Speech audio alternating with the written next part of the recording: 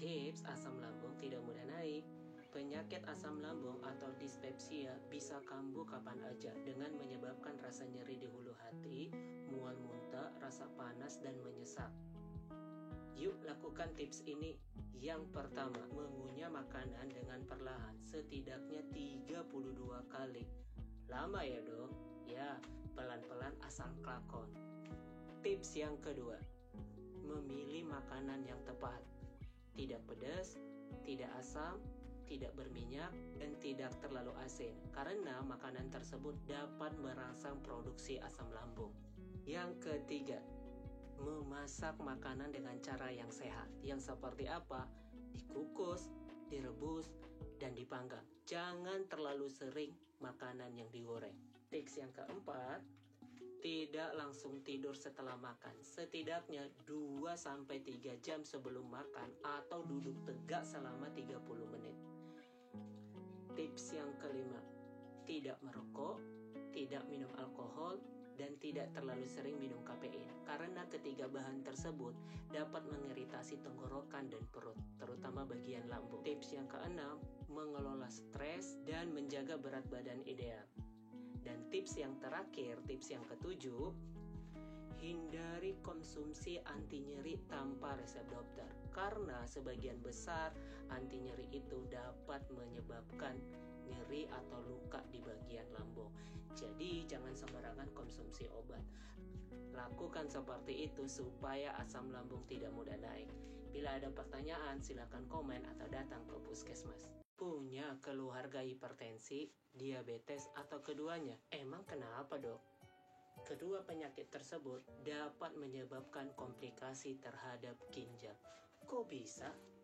Dan perlu diingatin, jangan sampai muncul gejalanya. Saya bagian program dari PPM, penyakit tidak menular. Sebelum itu terjadi, yuk lakukan cerdik.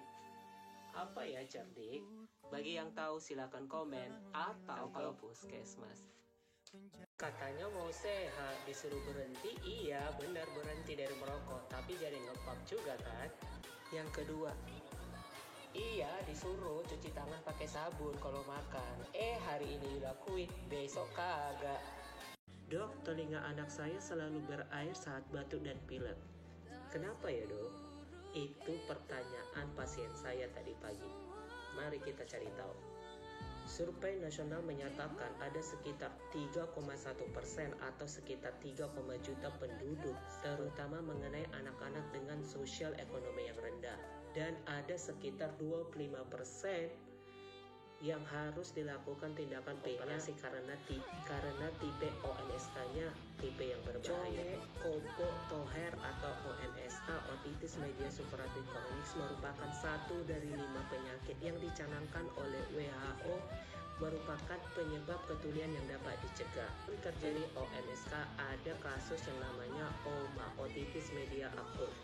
Otitis media akut merupakan penyakit infeksi setengah yang disebabkan oleh bakteri dan virus.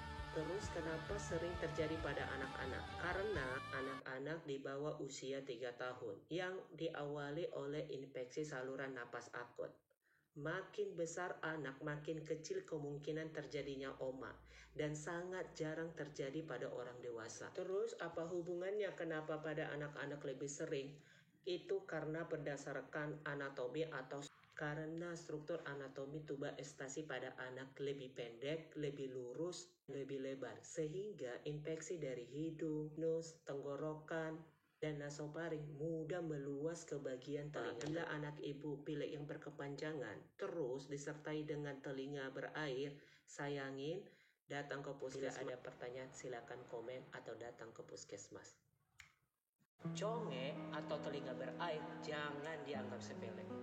Telinga berair atau otitis media akut atau otitis media superatif kronis kalau dibiarkan akan memiliki komplikasi. Jadi untuk ibu-ibu yang memiliki anak dengan keluhan telinga berair segera datang ke puskesmas. Terus apa yang ditakutin dok? Ada komplikasi yang harus diwaspadai. Untuk itu cari tahu yuk. Terus apa yang terjadi bila conge ini kita biarkan atau kita anggap sepele? Conge atau OMSK, otitis media superatif kronis, berarti ada infeksi di bagian telinga. Kalau ada infeksi berarti ada kuman di dalamnya. Salah satu komplikasi apabila OMSK tidak ditangani dengan baik, yang pertama adalah mastoiditis. Mastoiditis. Apa ya mastoiditis? Yang kedua, komplikasi yang kedua adalah tuli. Yang paling sering itu adalah tuli konduktif. Yang ketiga, labirintitis. Apabila terjadi infeksi di kanalis semisekularis, biasanya pasien ditandai dengan gejala vertigo atau keliengan.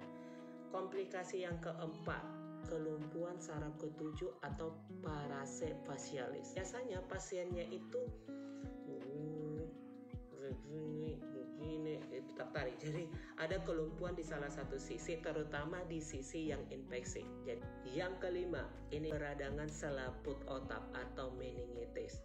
Biasanya pasiennya di sini sudah mengalami kejang.